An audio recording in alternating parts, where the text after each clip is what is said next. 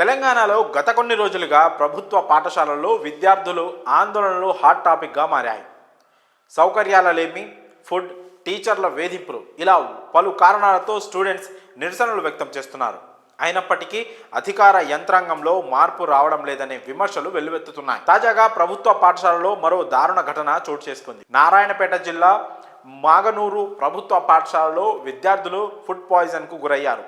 ఏకంగా 100 మంది విద్యార్థులు అస్వస్థతకు గురయ్యారు.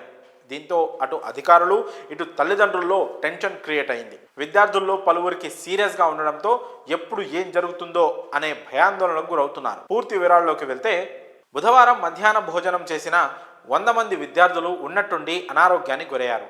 అన్నం, పప్పు, గుడ్డు తిన్న తర్వాత వాంతులు, విరేచనాలు చేసుకున్నట్లు అధికారులు తెలిపారు. విద్యార్థులు స్పృహ లేకుండా పడిపోవడంతో అంతా ఆందోళన చెందారు. వెంటనే పాఠశాల సిబ్బంది అనారోగ్యానికి గురైన విద్యార్థులను వైద్యం కోసం మక్తల్ ప్రభుత్వ ఏరియా ఆసుపత్రికి తరలించారు. ఇందులో 8 మంది విద్యార్థుల పరిస్థితి విషమంగా ఉండగా వారిని మహబూబ్ నగర్ ప్రభుత్వ ఆసుపత్రికి తరలించి వైద్యం అందించినట్లు తెలిపారు. ఆసుపత్రిలోని బెడ్స్ అన్నీ విద్యార్థులతో నిండిపోయాయి.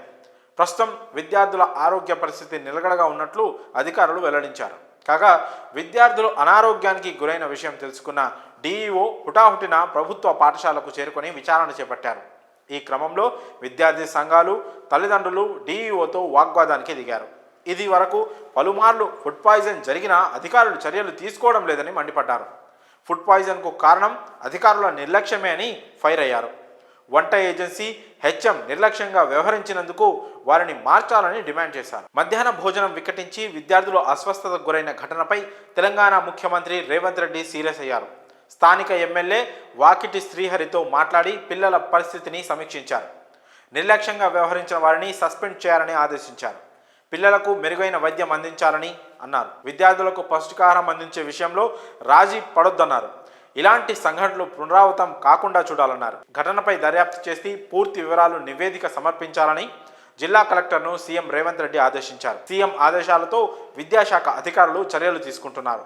ఘటనకు బాధ్యులుగా పేర్కొంటూ school HM Muralidhar Reddy, in charge HM బాపురెడ్డిని పాఠశాల విద్యాశాఖ డైరెక్టర్ సస్పెండ్ చేశారు. 100 మంది విద్యార్థులు అస్వస్థతకు గురైన ఘటనపై మీ అభిప్రాయాలను కామెంట్స్ రూపంలో తెలియజేయండి.